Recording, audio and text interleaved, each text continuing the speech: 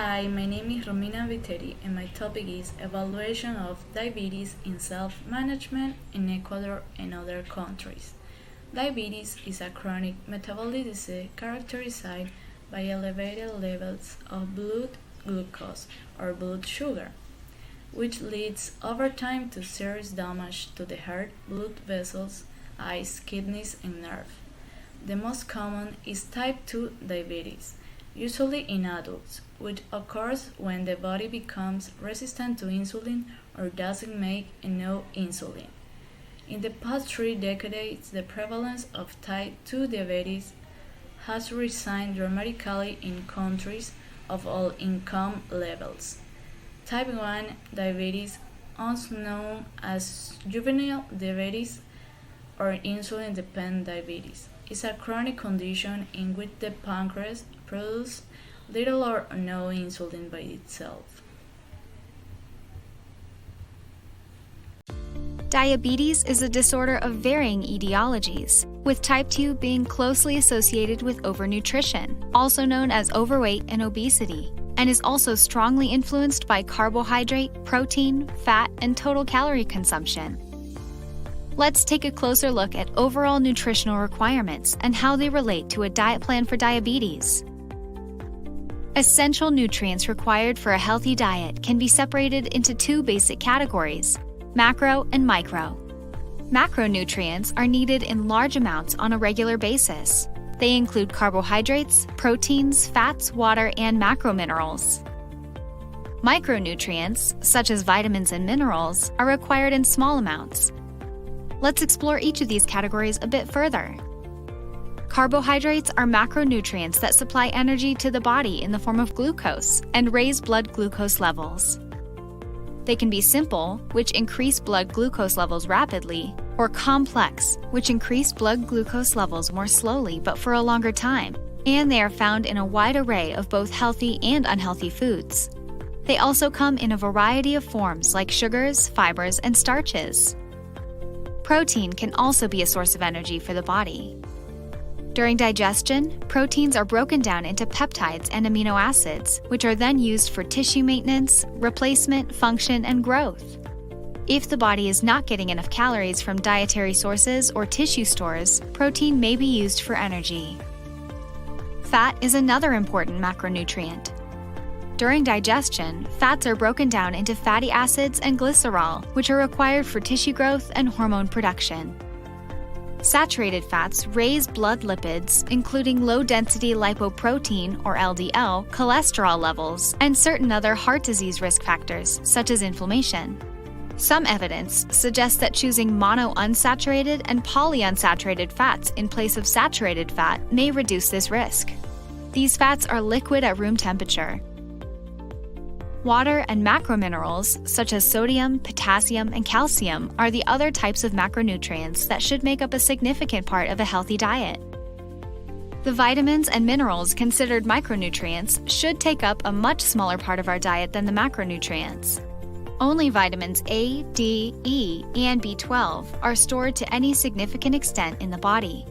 The other vitamins, referred to as essential vitamins, must be consumed regularly to maintain tissue health. Essential trace minerals include chromium, copper, iodine, iron, manganese, molybdenum, selenium, and zinc. For patients with diabetes, there is no single ideal dietary distribution of calories among carbohydrates, fats, and proteins. Rather, dietary plans must be individualized, keeping total caloric and metabolic goals in mind, and reducing risk for cardiovascular disease, microvascular diseases, and fatty liver disease.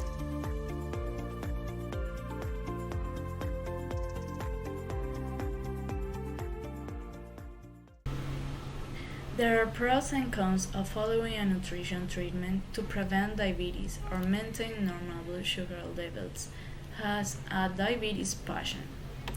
Pros: can prevent the progression of diabetes, may help in reversing insulin resistance, has been shown to improve weight loss, makes allowances for cravings like alcohol. Cons: does not list food quantities. Safety concerns of low-carb diets.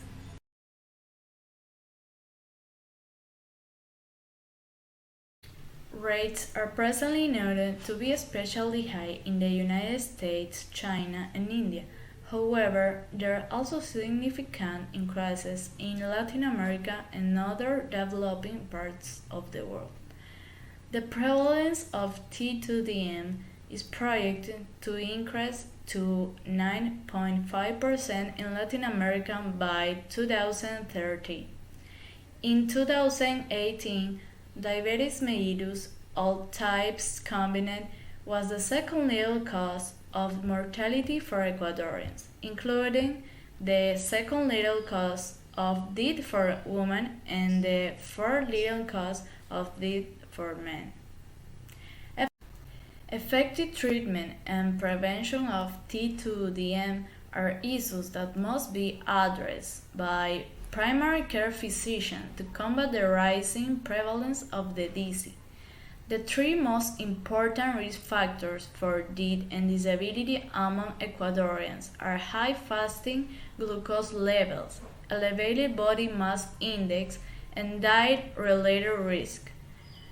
These diet-related risks include a high intake of sodium, a low intake of whole grains, and a low intake of fruits. The increasing risk for and prevalence of T2DM in Ecuador has been demonstrated in several studies. These studies have shown increasing rates of obesity, metabolic syndrome, and prediabetes among different populations, including those in different geographic regions, different socioeconomic classes, and among all ages. The prevalence of diabetes in Ecuador in the general population is 2.7%. However, in the age group between 60 and 64 years, it is 15.2%.